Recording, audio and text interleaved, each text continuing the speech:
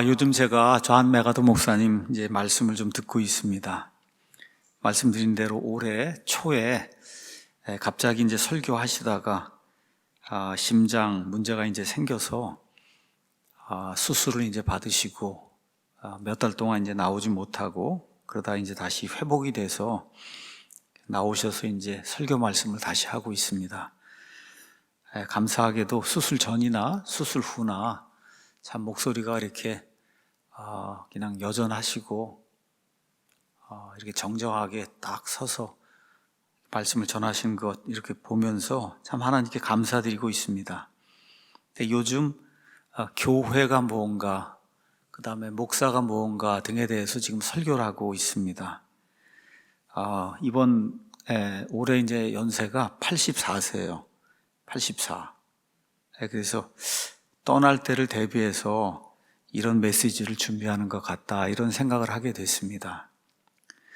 특별히 이제 지난 한 2주 동안은 목사의 조건 1, 그 다음에 목사의 조건 2, 이런 그 제목으로 이제 말씀을 준비해서 이제 선포하셨는데, 또 저를 위해 또 앞으로 이 교회를 이제 치료해 나갈 그런 목사를 위해 또 목사뿐만 아니라 교회의 리더들, 또 구원받은 사람이라면 다 누구나 교회 이제 성도들, 이런 사람들을 위해서 오늘은 그 말씀을 그대로 전달하려고 합니다. 가능하면 다음 주도 목사의 조건 2를 제가 이제 전달해 보려고 합니다. 그래서 오늘은 목사의 조건 1, 겸손과 신실함, 이런 그 제목으로 2주 전인가 이제 말씀을 전달하신 것 같은데, 오늘은 그 말씀을 제가 이제 소화를 해서 여러분에게 이제 전달하도록 하겠습니다. 먼저 이제 교회에 대해서 이야기하시기 때문에 교회도 한번 제가 이야기할 계기가 있을 것 같습니다. 구원받으면 지역교회의 멤버가 돼서 지역교회를 잘 섬겨야 된다. 여기에 대해서도 잘 말씀을 이제 해주시는데, 기회가 되면 이제 말씀을 전하도록 하겠습니다. 제가 이제 맥아도 목사님 좋아하고 또 관련된 그런 이야기도 하고 제 처가 이제 또 거기도 다녀오고 뭐 이랬다 그러니까 어떤 사람이 맥아도 목사는 예수님의 피를 뭐 부인하는 이단이다 뭐 또 해서 이렇게 올리고 그랬다고 그래요. 그래서 너나 좀 잘해라, 제가 그렇게 얘기를 했어요. 너나 좀 잘해라. 사람이 다 부족한 게 많고 한데 그 일일이 다, 뭐 저도 말씀드렸잖아요. 칼빈주의 내가 동의하지 않는다. 그렇지만 제가 어저께 그런 이야기를 하신 그런 분 앞에서 지금 이 시대에 그래도 2000년 전에 사도 바울처럼 그래도 하나님의 사랑 가운데 제일 훌륭한 사람 한 명 꼽으라고 하면 나는 주저없이 메가도를 꼽겠다. 그렇게 얘기했어요. 뭐 여러 가지 사람이기 때문에 부족한 점이 다 있을 수 있습니다. 그럼에도 불구하고 84세가 돼서 50년 이상을 같은 교회에서 이렇게 목회를 하면서 거의 스캔들 없이 돈 문제, 그 다음에 무슨 여자 문제, 뭐 하여튼 등등 이런 거 스캔들 없이 이렇게 많은 사람들 주님 앞으로 이끌고 신학교를 운영하고 커다란 교회를 하고 뭐 이렇게 이제 하는 게 이게 보통 일이 아니에요. 정말 이렇게 딱 이렇게 서서 말씀을 전하실 때 이렇게 들으면은 참 정말 훌륭한 그런 사람이다. 저하고는 많은 면이 달라요. 그럼에도 불구하고 배울 게 너무나 많은 그런 분이다. 그래서 너나 좀 잘해라. 제가 그렇게 이야기를 좀 했습니다. 자, 교회를 하려고 하면 어쩔 수 없이 교회를 끌고 가는 사람들이 있어야지 돼요. 이게 조직체잖아요, 교회도. 그럼 결국은 누가 끌고 가는 사람이 있어야 교회가 되지, 그렇지 않고는 교회가 안 되는 거예요. 그러면 모두가 나 안 하겠습니다, 이것도 문제고, 모두가 다 목사하겠습니다, 이것도 문제고, 그렇죠? 이게 참 문제인 거예요, 교회라고 하는 게, 이게. 그래서 성경을 이제 가서 우리가 이제 보면은 복수 목사, 성경은 이제 목사나 감독이나 장로 이거 같은 사람을 그렇게 이제 표현하고 있는데, 복수 목사로 이제 교회를 운영해야 된다 뭐 이런 구절도 있고, 단수 목사가 해도 문제가 없다. 이런 구절도 있고, 그래서 교회가 필요에 따라서 여러 명의 목사를 둬도 되고, 한 명이 치를 해도 되고, 이건 각 교회가 이제 정하면 정해서 운영하면 되는 거니까, 뭐 어느 것이 반드시 정답이다. 우리가 그렇게 이야기할 필요가 없습니다. 우리는 오늘 특별히 목사, 또 교회의 리더, 교회를 이끌고 나가는 이런 분들에 대해서 좀 이야기를 하려고 그럽니다. 지금부터는 특별한 일이 없는 한 메가돈 목사님이 이야기한 거를 그대로 여러분에게 이제 전달을 합니다. 세상에 나가서 아니면 또 교회에도 이제 다녀보면은 목사에 대한 조건 아니면 그 규정 등에 대해서 이런저런 말이 많은데 우리는 우리의 최종 권위인 하나님의 말씀, 이 성경에서 목사는 어떤 사람이라고 이제 정의를 내리면 그 정의에 따라야 된다. 자, 그래서 우리 예수님 앞에서 목사 아니면 목사는 특별히 이제 패스터로 기록이 돼 있는데 그 패스터는 포이맨이라고 하는 그 그리스 말을 이제 번역을 한 거예요. 그냥 여러분이 목자로 이해하시면 됩니다. 꼴을 먹여주는 그런 사람인데 예수님이 우리의 유일하신 목자고 하늘에 지금 계시고 이 땅에서 우리를 그래도 이끌고 나가면서 주님의 말씀을 이렇게 꼴을 먹여주는 이런 사람을 우리가 목사라고 이제 성경이 그렇게 이야기를 하고 있기에 주님 앞에서 목사의 책무가 무엇인지 특별히 이제 성도들이 잘 알고 목사를 어떻게 대해야 될 것인가, 또 목사는 어떻게 처신해야 될 것인가, 여기에 대해서 좀 말씀을 좀 드리려고 합니다. 메가돈 목사님 이야기예요. 나는 50년 이상 목사를 한 목사로서 오늘 목사에 대해서 이야기하려고 합니다. 그러니까 오늘 이야기하는 건 제 이야기가 아니라 50년 이상, 그래도 전 세계에서 가장 이렇게 모범적인 그런 교회, 그것도 한 교회에서 이렇게 목회를 한 그 목사로서 오늘 목사가 어떤 사람이어야 되는가, 이거를 이야기하려고 한다. 신약 성경에 목사나 교회 리더에 대한 이런 말씀이 이제 많이 있지만 오늘 고린도전서 4장에 나와 있는 이 말씀을 가지고 목사, 교회의 리더, 또 교회 성도들이 어떤 사람이 돼야 되는지 그 조건에 대해서 이야기를 좀 하려고 합니다. 오늘 우리가 이제 고린도전서 4장 1절부터 16절까지 이제 읽었어요. 1절, 2절 가서 보면 사람이 우리를 그리스도의 사역자요. 지금 바울이 이야기하는 거예요. 우리를 여러분이 목사를 이렇게 볼 때 어떻게 봐야 되냐? 그리스도의 사역자요. 하나님의 신비들을 맡은 청지기로 그렇게 봐야 된다는 거예요. 근데 그 청지기에게 요구되는 게 하나가 있는데 그건 신실한 사람으로 드러나야 되는 거다. 이 말씀과 함께 여기 16절에 가서 보면 그러므로 내가 너희에게 간청하노니 너희는 나를 따르는 자들이 되라. 메가돈 목사님도 이 얘기는 못할 거예요. 이해하긴 못해. 이게 사도 바울이니까 이렇게 얘기를 하지, 이 세상에 아무리 훌륭한 목사라고 해도 너희는 나를 따르는 자들이 되라, 그걸 어떻게 얘기를 합니까? 이게 지금 바울이 한 번 딱 얘기한 것 같아. 너희는 나를 따르는 자들이 되라고 지금 한 번 얘기한 것 같은데 바울도 고민 많이 했을 것 같아요. 정말 나를 따르는 자들이 되라, 이렇게 지금 이야기를 하는 게, 나를 따르는 목사가 돼야 된다, 지금 그렇게 이야기하는 거고, 나를 따르는 성도가 돼야 된다, 바울이 지금 그렇게 지금 이야기하고 있는 거거든요. 자, 이 부분 우리가 오늘 읽은 고린도전서 4장 1절에서 16절 이 말씀은 신실한 목사의 근본이 무엇인가를 우리에게 보여주는 그런 말씀입니다. 이걸 한마디로 요약을 하면 겸손함이다. 겸손함. 이 말씀은 겸손함에 대한 그런 말씀이다.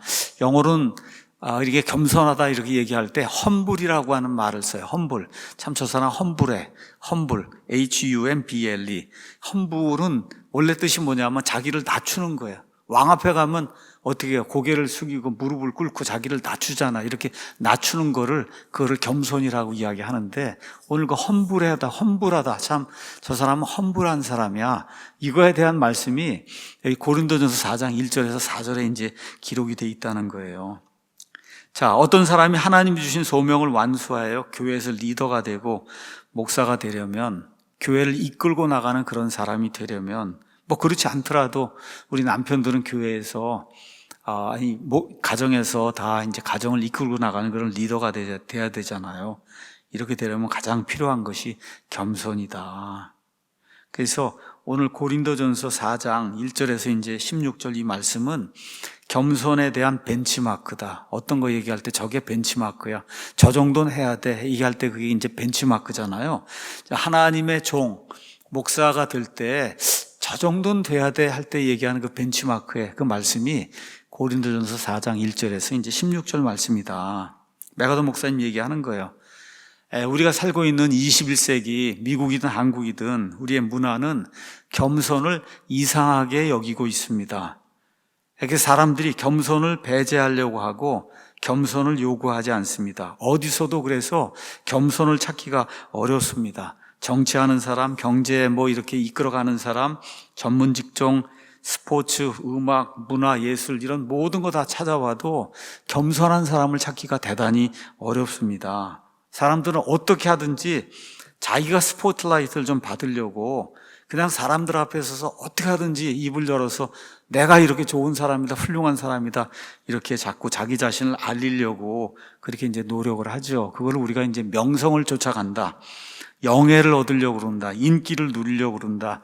그러니까 전 세상이 다 그런 방향으로 나가고 있기 때문에 겸손이라고 하는 거 이걸 찾기가 너무너무 어렵다. 이런 시대가 지금 우리가 살고 있는 그런 시대다. 세상은 인기를 위해서 싸우고 있다. 인기를 얻기 위해서 사람들은 싸우고 있다는 거예요. 그런데 메가더 목사 이야기가 교회 리더나 목사는 인기가 아니라 겸손을 위해서 싸우는 그런 사람이 돼야 된다. 참 훌륭한 그런 말씀인 것 같아요. 즉 자기 자신의 교만을 멀리하기 위해서 매일같이 투쟁하는 그런 사람이 교회 리더고 교회 목사고 가정에서도 이제 리더가 잘 될 수 있다. 이렇게 이제 이야기를 하는 거죠. 모든 사람이 자기를 높이기 위해 애를 써도 우리는 반대로 우리를 낮추기 위해서 애를 써야 된다. 이게 특별히 교회 목사에게 요구가 되는 이와 같은 특성이라고 메가더 목사님이 강하게 이야기하고 있습니다. 그런데 안타깝게도 자기를 높여 인기를 얻으려고 하는 것이 심지어 교회 안에서도 차고 넘치고 그렇게 하는 게 기준이 되는 이러한 세상 속에서 우리가 살고 있습니다. 그래서 목사들도 어느 자리에 이렇게 가거나 이러면 유명 인사 대접을 받으려 하고 또 세상의 많은 교회들이 그런 식으로 목사가 될 수 있도록 목사를 부추기는 이와 같은 시대에 우리가 이제 살고 있습니다. 이건 이제 제 말입니다. 교회 우리 한국에는 장로교 감리교 할 거 없이 감독 있고 총회장이 있고 노회장이 있고 감리사가 있고 이제 9월이 되면은 교단마다 다 이렇게 총회가 열리고 싸우느라고 정신이 없거든요. 정신이 없어요. 또 거기 노회장이다 뭐다 하려고 그러면 수억 원을 이거는 교인들에게 얘기할 필요도 없이 그냥 가져다 쓰는 거야, 교회에서. 이렇게 해갖고 노회장 되고 감독이 되고 이건 무슨 소용이 있느냐. 지금 메가더가 그 얘기하고 있는 거예요. 그러니까 아무 소용 없는데 다 그거 해보려고 그러는 거예요. 그냥 감독 한번 하고 노회장 한번 하고 감리사 한번 하고 또 감독도 감독 회장이 또 있더라고. 감독 회장. 이렇게 해서 또 하나 층을 또 만들어 놓고 이게 높여가면 이제 교황이 되는 거거든요. 교황.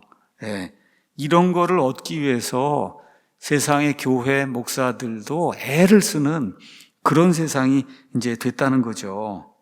자, 그런데 메가더 목사님 이야기가 그러나 하나님의 사람은 숨겨진 길, 사람에게 드러난 게 아니라 숨겨진 길, 희생의 길, 무명의 길, 사람들의 스포트라이트가 아니라 하나님의 인정을 받는 그런 길을 택하려고 노력하는 그런 사람이 하나님의 종이 되는 거다.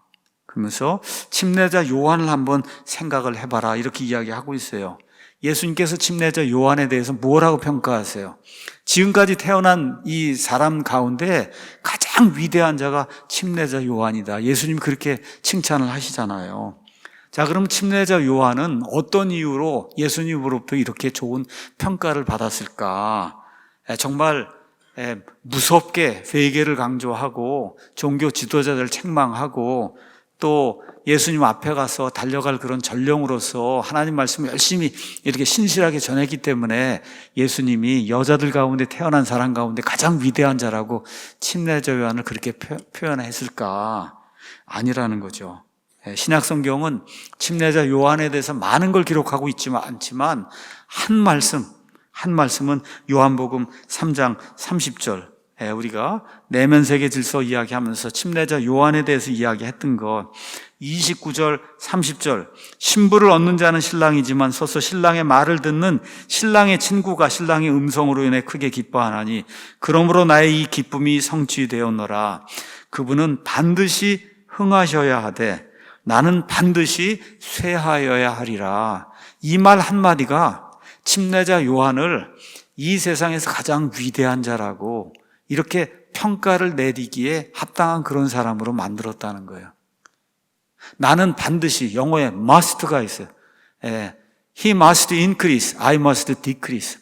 나는 반드시 쇠해야 되고 예수님은 반드시 흥해야 된다. 그래서 가장 위대한 사람이라고 칭함을 받았음에도 불구하고 나는 신랑의 친구 들러리에 지나지 않기 때문에 신랑 예수님이 흥하셔야 되고 나는 망하는 길로 가야 된다.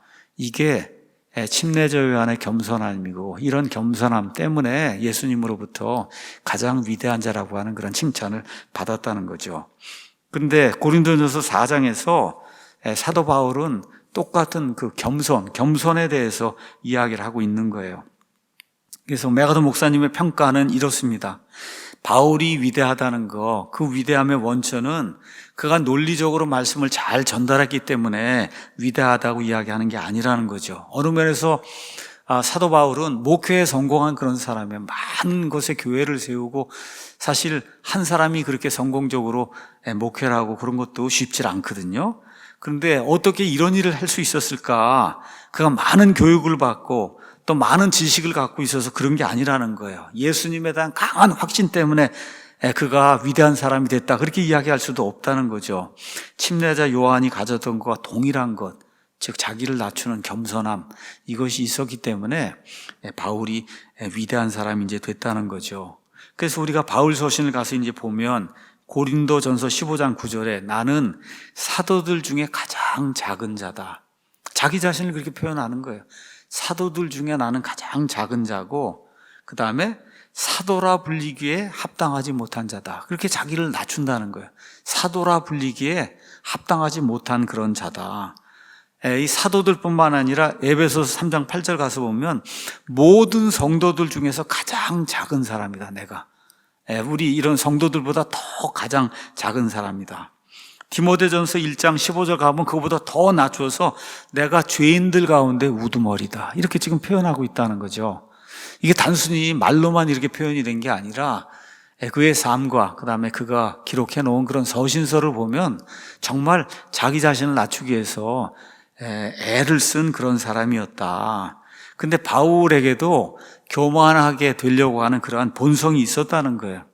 그래서 우리가 이런 말씀을 고린도후서 12장을 통해서 이제 볼 수가 있습니다. 고린도후서 12장 7절에서 9절 가서 보니까 계시들이 넘침으로 말미암아, 너무 하나님 말씀이 많이 주어진 거예요. 너무너무 그냥 이 머릿속에서 하나님 말씀이 넘쳐나는 거예요. 전해야 될 그런 말씀이. 내가 분량 이상으로 높여지지 않게 하시려. 그러면 잘못하면 교만한 사람이 될까 봐 주께서 내게 육체 안에 가시고 사탄의 사자를 주사 나를 치게 하셨으니 이것은 내가 분량 이상으로 높여지지 않게 하려 하심이라. 이 내용은 정확하게 뭔지 모르지만 그것이 병이었는지 하여튼 무엇인지 알 수가 없지만 아주 힘든 일이 그의 삶에 이제 발생을 하게 됐다는 겁니다. 이 일로 인해 그것이 내게서 떠나도록 내가 주께 3번 간청하였더니 그분께서 내게 이르시되 내 은혜가 내게 족하도다. 나의 강한 능력은 약한 데서 완전하게 되느니라 하셨느니라. 그러므로 내가 오히려 크게 기뻐하며 나의 연약한 것들을 자랑하리니 이것은 그리스도의 권능이 내 위에 머물게 하려 함이라. 이렇게 이제 기록이 돼 있어요. 그러니까 하나님도 아시고 바울도 사람이기 때문에 교만해지려고 하는 그런 그 야망과 이런 것들이 있다는 거예요. 근데 하나님의 일을 위해서는 그게 방해물이 되기 때문에 심지어 사탄의 메신저 사자를 사용해서 바울을 치게 하고 바울이 그렇게 간절히 기도해도 이건 안 된다. 너를 위해서. 그래서 내가 겸손하게 하나님의 일을 감당해야 되기 때문에. 스펄전이 이제 이런 이야기를 했다 그럽니다. 영어는 참 멋있는 표현인데 한국말은 조금 좀 어려워요. 세상에는 두 종류의 리더 아니면 목사가 있습니다. 하나는 겸손한 사람이 있고 하나는 교만하게 굴다가 겸손하게 된 사람이 있다. 겸손하게 된 사람. 영어로는 humble한 사람이 있고 to be humbled. 이렇게 겸손하게 된 사람. 그 대표적인 사람이 누구예요? 아합 같은 사람이 하나님 앞에 나중에 가서 무릎을 꿇고 겸손하게, 이거 어쩔 수 없으니까 두 손 든 거예요. 교만하게 굴다가 겸손하게 된 사람이에요. 이거는 이렇게 되면 힘들어지는 거예요. 인생이. 하나님이 낮추면은 힘들어지는 거예요. 본인이 낮추려고 노력해서 낮춰서 본인이 이렇게 낮아져야지. 하나님이 너 왜 까불어 하고 이러고서 하나님이 낮추면은 그럼 인생에 엄청난 고통이 오는 거거든요. 그러니까 세상엔 두 종류의 사람이 있다는 거예요.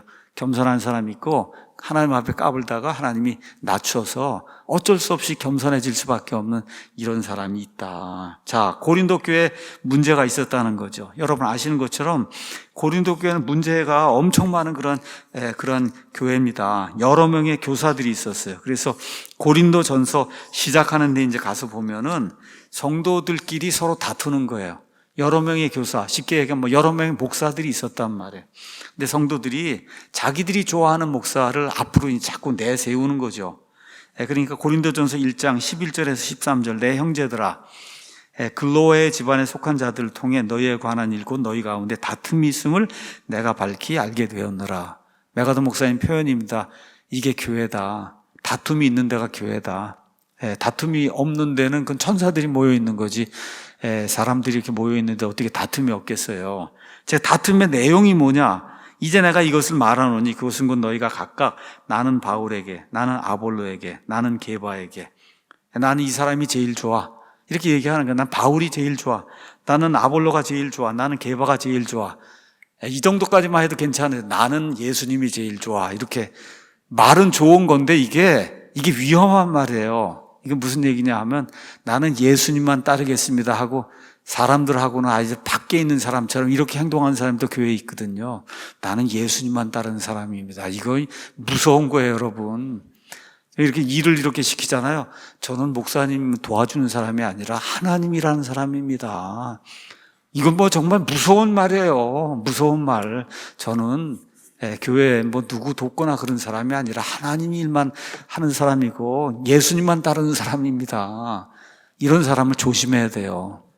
바울 따른다로 오히려 괜찮아요. 그래도 나는 예수님만 따른다 해서 사람에 의해서 나는 좌지우지되는 사람이 아니다 이렇게 나오면 좀 피해야 됩니다. 좀 피해야 되는 이게 아주 대단히 교만한 말이에요. 근데 어찌됐든 바울을 따르든 아볼로를 따르든 난 예수님만 따르든 하여튼 이야기하면 교회가 갈라지는 거죠.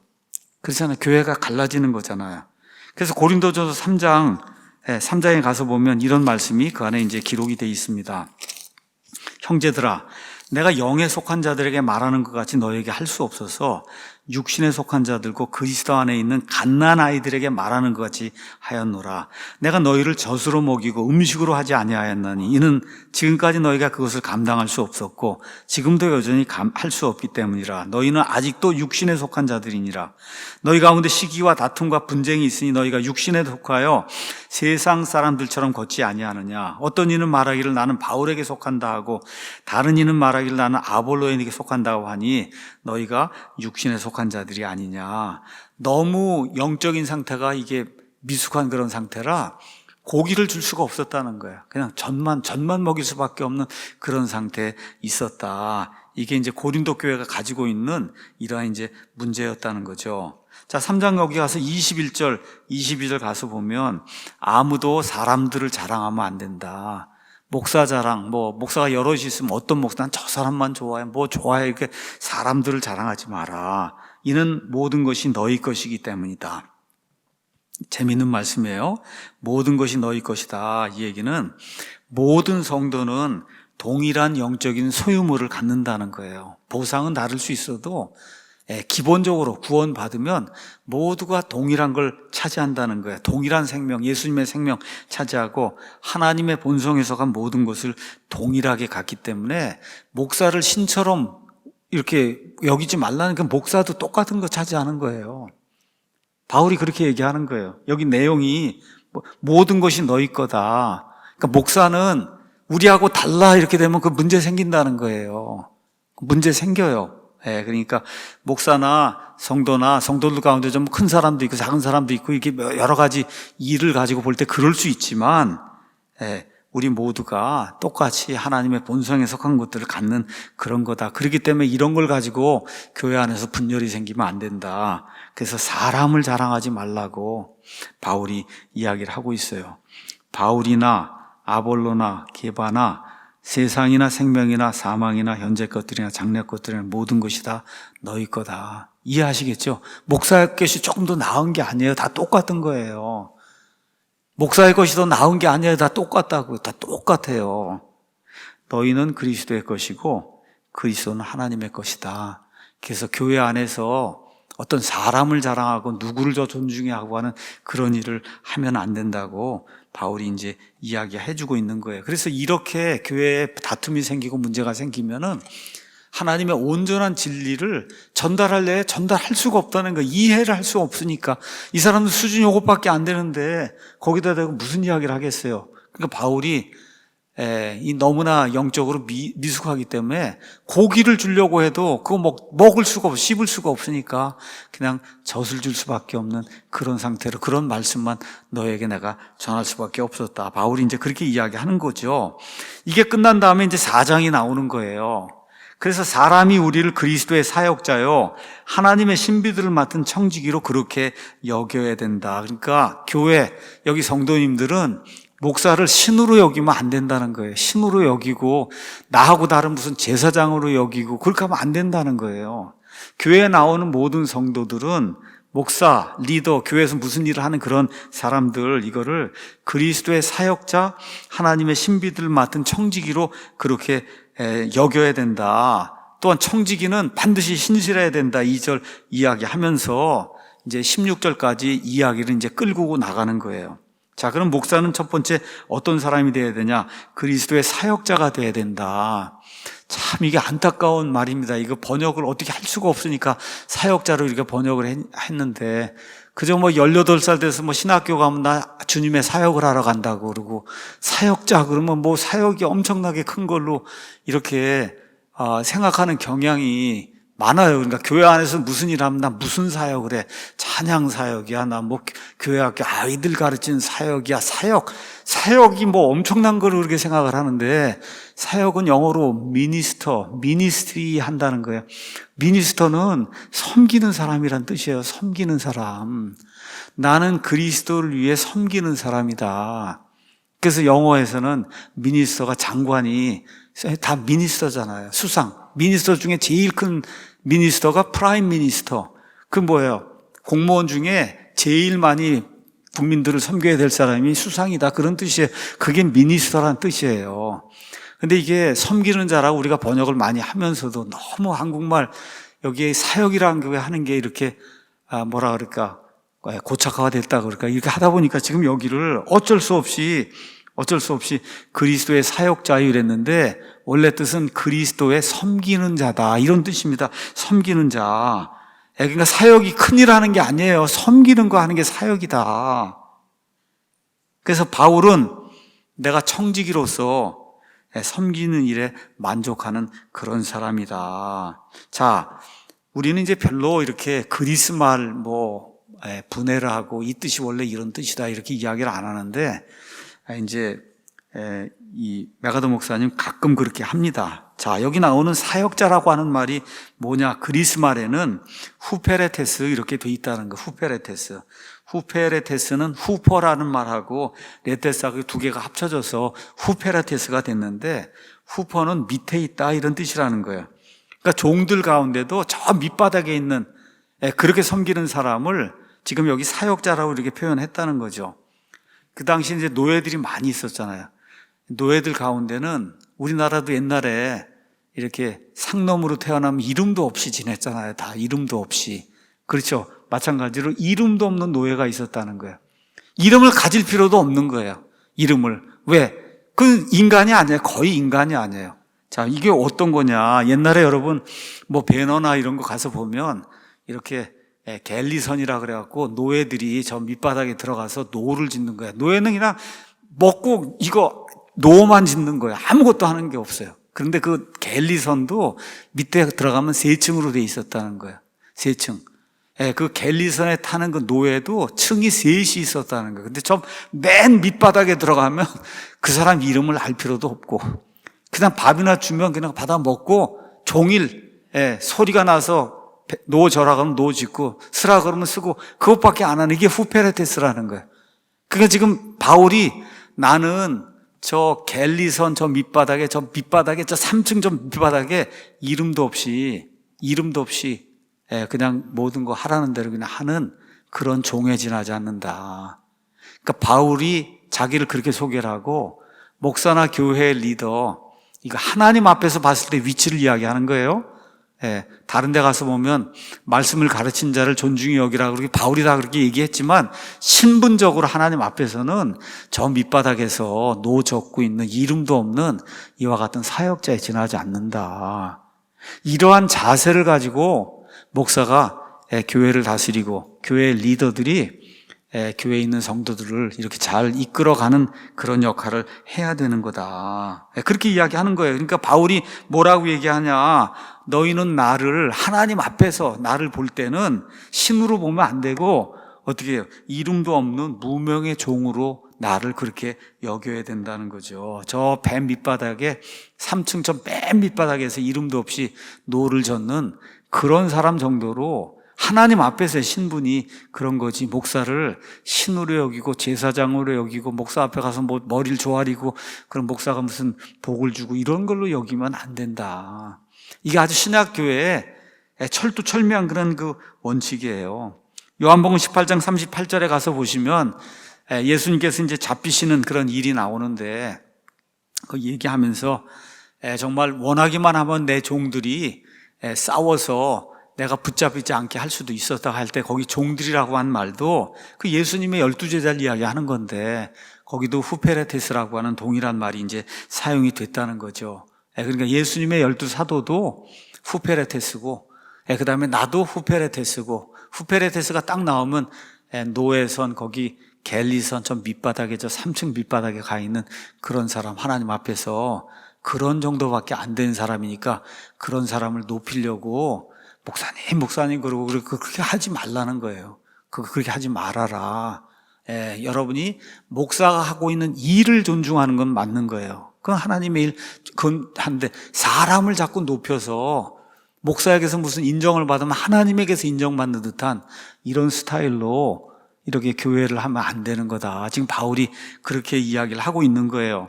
그래서 우리 예수님께서 마가복음 10장에 똑같은 말씀 이렇게 하십니다. 너희 중에 누구든지 가장 으뜸이 되려 하는 자는 모든 사람의 종이 되어야 할지니라.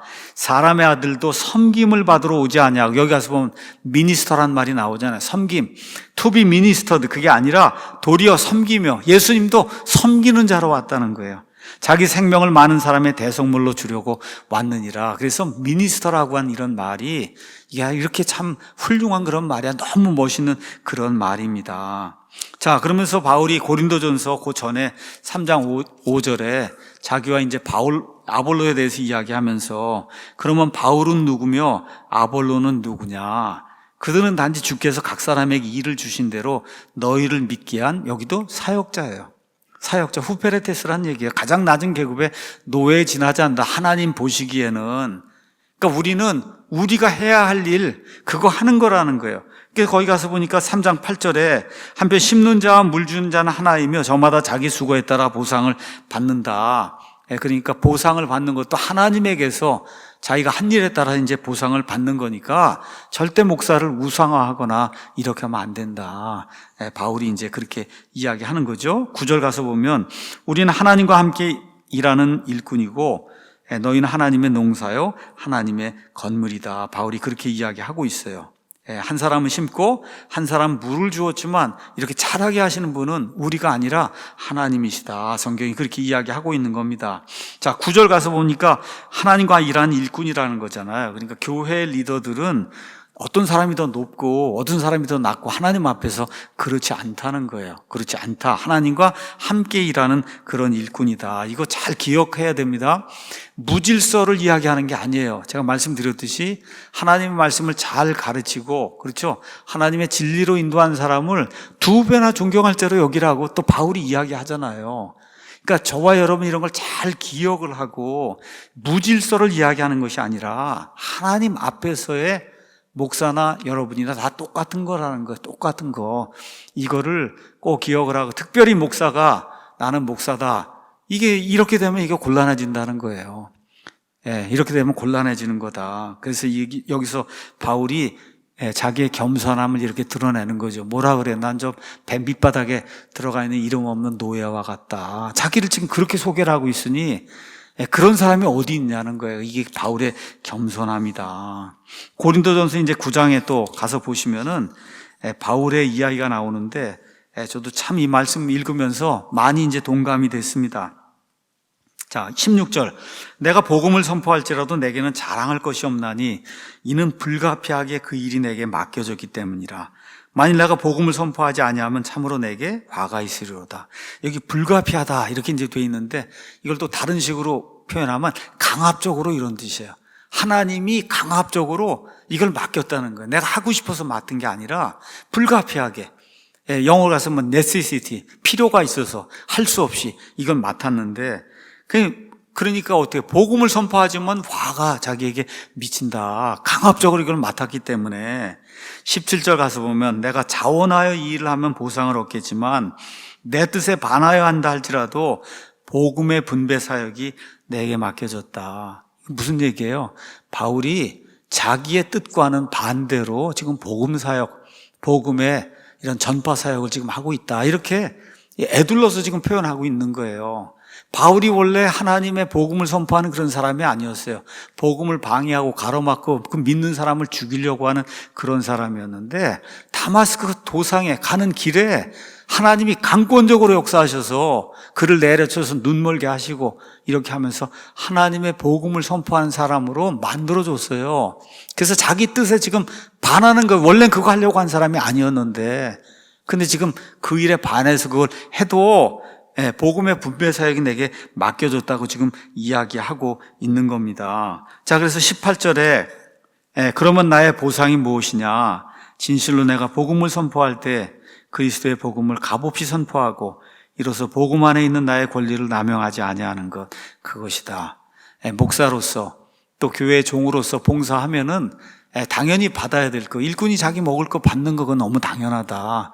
그럼에도 불구하고 이 고린도 교회는 문제가 많기 때문에 이 교회에서 어떤 녹을 받거나 하지 않았다는 거예요. 다른 데 있는 사람들이 도와줬다. 그 이야기하면서 복음을 가로막지 않고 그래서 자기의 권리를 남용하지 않고 이렇게 사는 거, 자기가 여태까지 했던 모든 일들, 권리를 포기하면서 이렇게 한 거, 이런 모든 것이 주님의 이런 강압적인 그와 같은 그 요청, 이런 거에 부응하기 위해서 본인이 이제 한 것이다. 이렇게 이제 이야기를 하고 있습니다.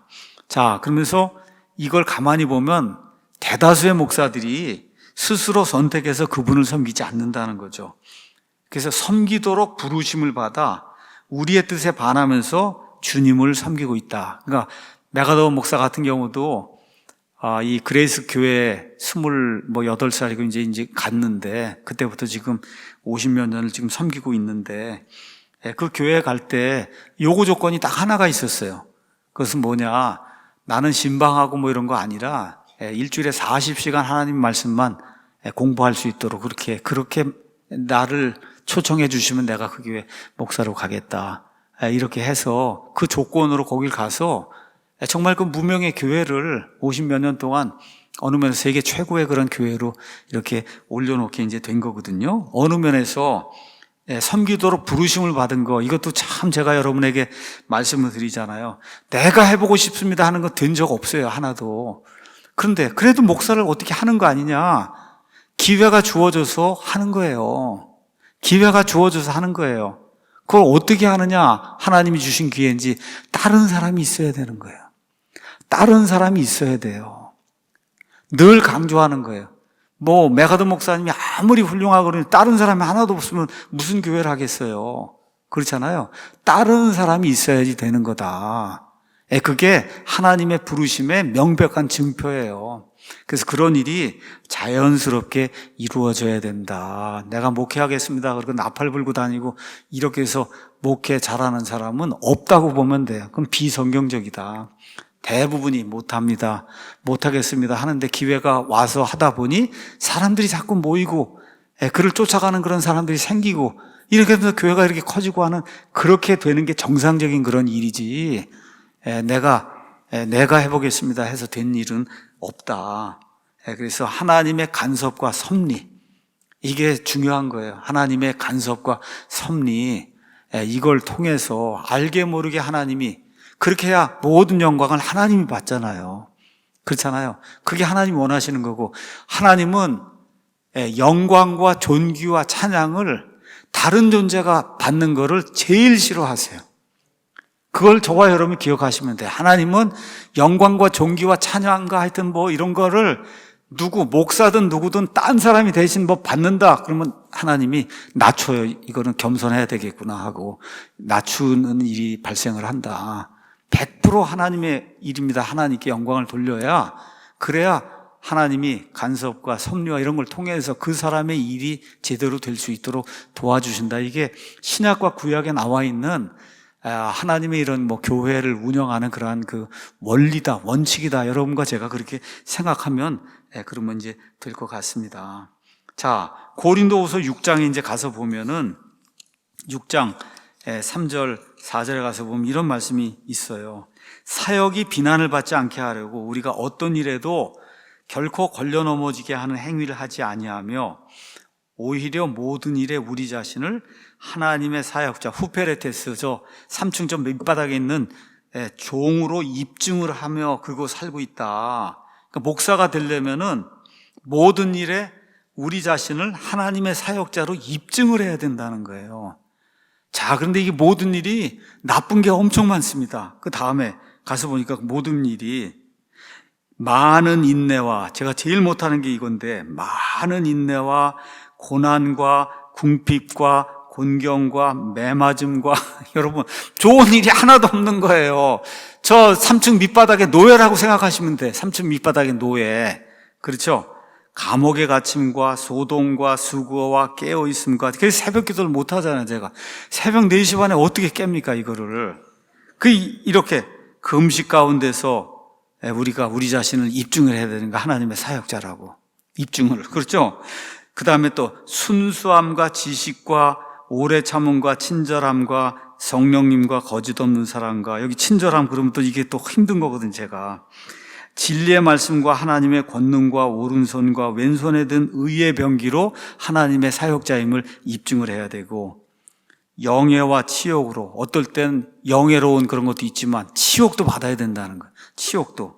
나쁜 평판과 좋은 평판으로 나쁜 평판으로도 하나님의 사역자로 입증이 돼야 되고 좋은 평판으로 하나님의 사역자로 입증이 돼야 되기도 하고 우리는 속이는 자 같은데 진실해. 우리 교회 사랑침례교회 다 이단이라고 많은 사람들이 다 속이는 것 같아요.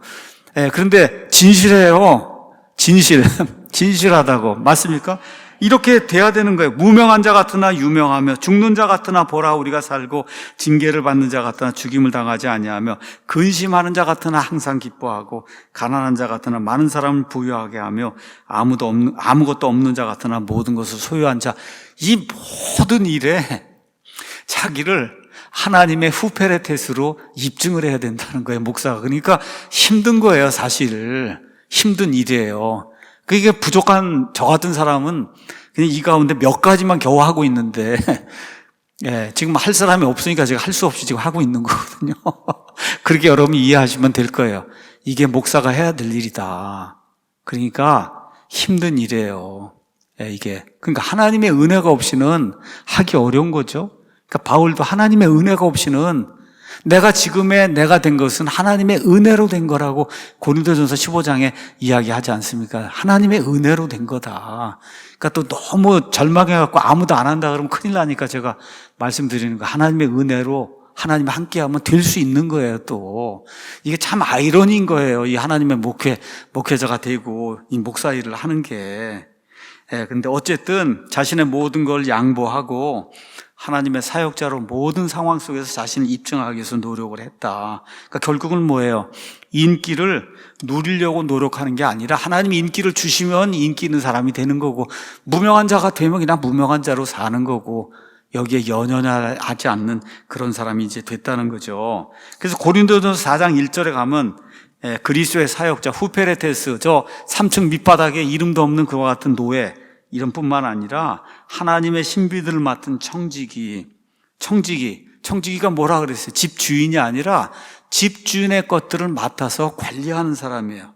자, 그러니까 여기 하나님의 신비들을 맡아서 관리하다가 하나님이 너 이제 그만둬라. yes. 그죠? 내게 아니니까 yes, 알았습니다 하고 모든 거 회개 보고하고 그냥 물러나는 사람이에요. 이게 청지기잖아요. 너 그만두라 그러는데 집주인이 너 그만두라 그러면 네 알았습니다. 그리고 회계 장부 갖고 가서 회계 보고하고 얼마를 받았는데 지금 얼마 남았어요? 요만큼 남았습니다 하고는 어떻게 사라지는 게 청직이잖아요. 목사가 그런 사람이라는 거예요. 목사 자신도 그 생각을 가지고 있어야 되고, 여러분도 목사를 하나님의 그 입장에서는 그렇게 봐야 되는 거다. 신으로 여기고 그렇게 여기면 안 된다는 거예요. 안 되는 거다. 우리 것이 아니라 하나님의 것을 맡아서 관리하는데, 여기는 물건을 관리하는 사람이 아니잖아요. 뭐라 그랬어요? 하나님의 계시들을 맡아서 관리하는 사람이다. 하나님의 계시. 왜 하나님의 계시들을 맡아서 하나님이 왜 직접 주지, 왜 여기 청지기를 왜 고용을 하느냐?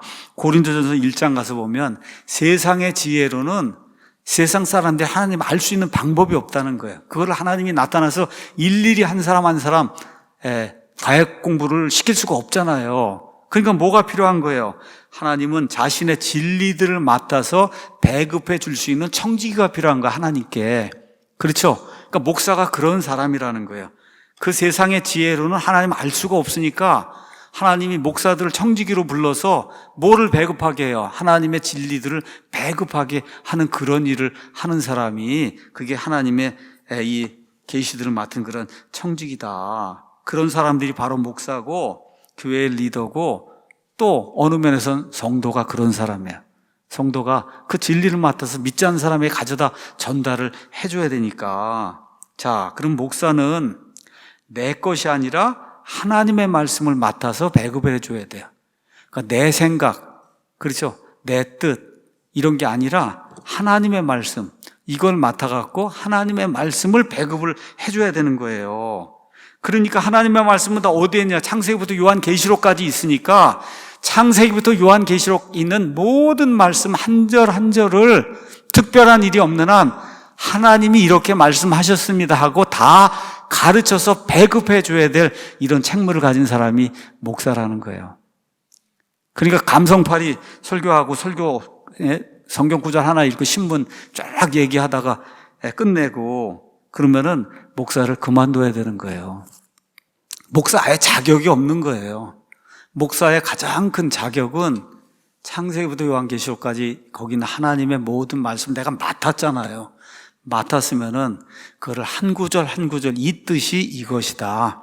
그렇죠. 이렇게 가르쳐 주고 하나님의 조직 신학, 하나님부터 시작해서 저 종말에 이르는 모든 것들을 다 성경을 다 이렇게 조직적으로 공부를 해서 그걸 하나하나 다 가르쳐 줘야 되는 거죠. 다. 그렇죠. 이 일을 하도록 하나님의 부르심을 받은 청직인데, 하나님인데 이제 그만둬라 때가 됐으니까 그러면 예스. 예스 하고 딱 그 자리에서 회개 보고하고 물러나는 청직이다. 청직이에요. 이걸 저와 여러분이 꼭 기억을 해야 되는 거죠. 자, 그래서 바울이 죽기 전에 디모데 후서를 기록했는데, 디모데후서 4장에 가서 보면 죽기 전에 마지막으로 디모데에게 이런 말씀하잖아요. 그러므로 내가 하나님 앞과 또 친히 나타나실 때 자신의 왕국에서 살아있는 자들과 죽은 자들에게 심판하실 주 예수 그리스도 앞에서 내게 명하노니, 명령을 주노니 말씀을 선포하라. 지금 디모데가 목사잖아요. 목사가 해야 될 일은 말씀을 선포해야 되는 거예요. 때가 맞든지 맞지 아니하든지 긴급히 해야 된다. 왜? 목사가 청직이기 때문에 뭘 맡았어요? 하나님의 신비들, 하나님의 이런 계획들, 하나님의 진리들 맡은 청직이니까 목사는 그냥 자나깨나 성경 연구하고 이렇게 해서 하나님 말씀을 올바로 전해주려고 그렇게 노력을 해야 되는 거죠. 그래서 청지기의 조건이 뭐예요? 2절 가서 보니까 청지기는 신실해야 된다. 신실해야 된다고 하는 말이 뭐 여러 가지로 이해가 될 수 있는데 메가더 목사님은 이거를 이렇게 이해를 했어요. 이것도 좋은 말인 것 같아요. 사도행전 20장 27절 가서 보면 바울이 에베소 교회 이런 그 장로들을 불러가지고 그래서 이들에게 마지막 충고의 말씀을 주는 내용이 그 안에 기록이 되어 있습니다. 20장 27절 가서 보면 내가 지금까지 회피하지 아니하고 하나님의 모든 계획을 너에게 밝히 말했다. 회피하지 아니하고 하나님의 모든 계획, 이게 뭐야? 하나님의 모든 말씀을 다 가르쳐 줬다는 거예요.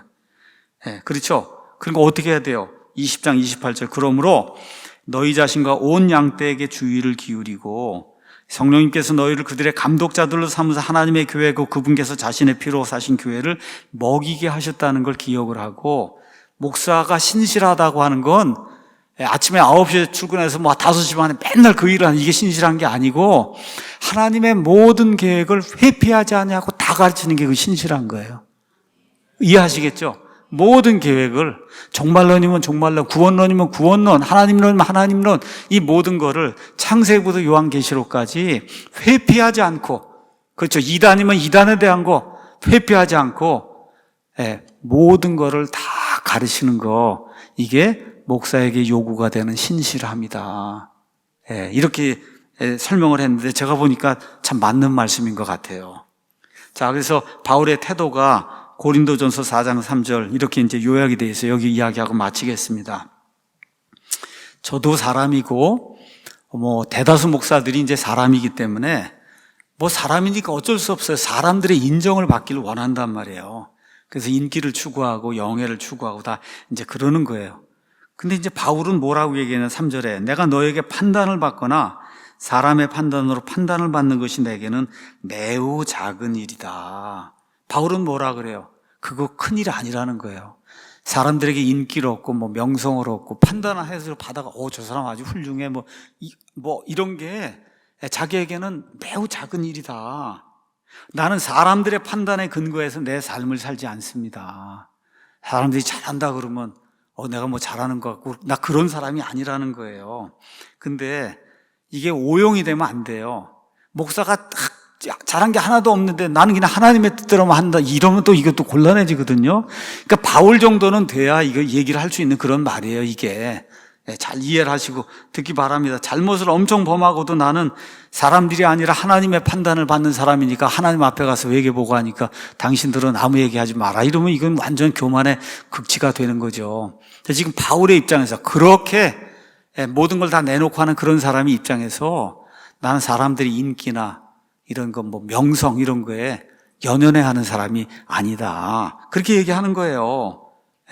그러면서 4장 5절에 그러므로 주께서 오실 때까지 때가 되기 전에는 아무것도 판단하지 마라.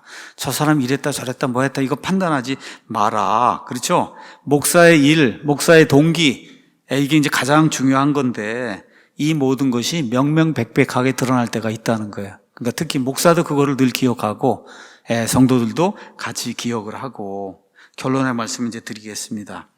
목회사역, 이거는 미니스트리라고 얘기하는 거예요. 섬기는 거예요.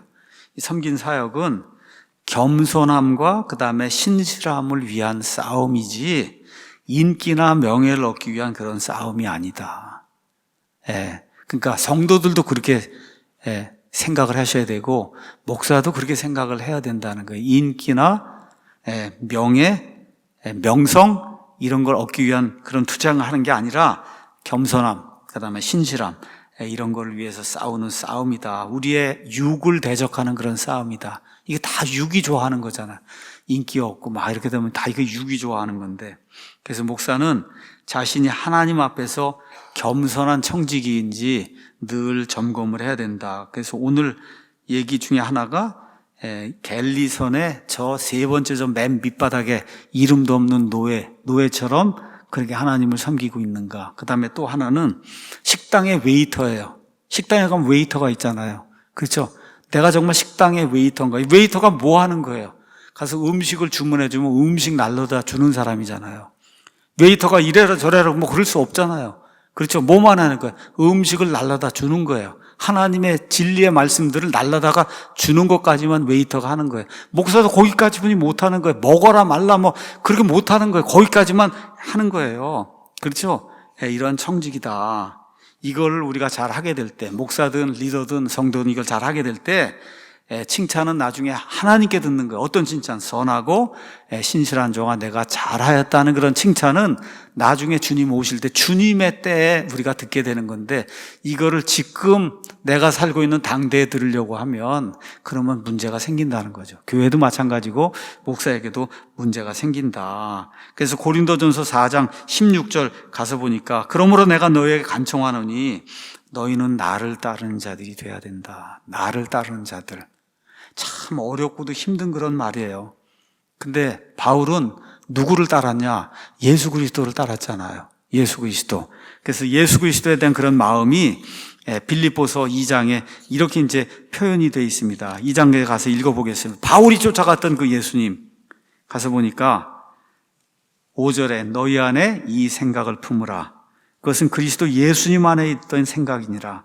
그분께서는 하나님의 형체로 계심으로 하나님의 모든 성품을 다 가지고 계신 그런 하나님이기 때문에 하나님과 동등함을 강탈로 여기지 아니하라. 이게 참 어려운 말인데 뭐예요? 아버지 하나님하고 아들 하나님하고 동등한 거를 강도 행위로 여기지 않았다는 거예요. 무슨 얘기예요? 내 거인데 내 거가 아닌 거를 가져오면 강도 행위를 한 거고, 그렇죠? 근데 아버지 하나님하고 나하고 동등한 게 그게 강도 행위가 아니라는 거예요. 그게 무슨 얘기야? 아버지 하나님과 나는 동등하다. 그 얘기를 하는 거예요. 그렇게 동등한 분이심에도 불구하고 스스로 무명한 자가 돼서 자기 위에 종의 형체를 취하시고 사람들의 모습이 되셨으며 사람의 모양으로 나타나서 자기를 낮추시고 죽기까지, 십자가로 인해 죽기까지 순종하셨다. 이거를 바울이 본받고 있고, 바울이 우리에게 나를 또 본받으라고 얘기할 때 이런 이야기를 하고 있는 거다. 이런 심정으로 우리 주 예수님을 섬기는 목사, 교회 리더, 교회 모든 성도들이 되기를, 우리 사랑침략의 모든 성도들이 되기를 예수님의 이름으로 축원합니다.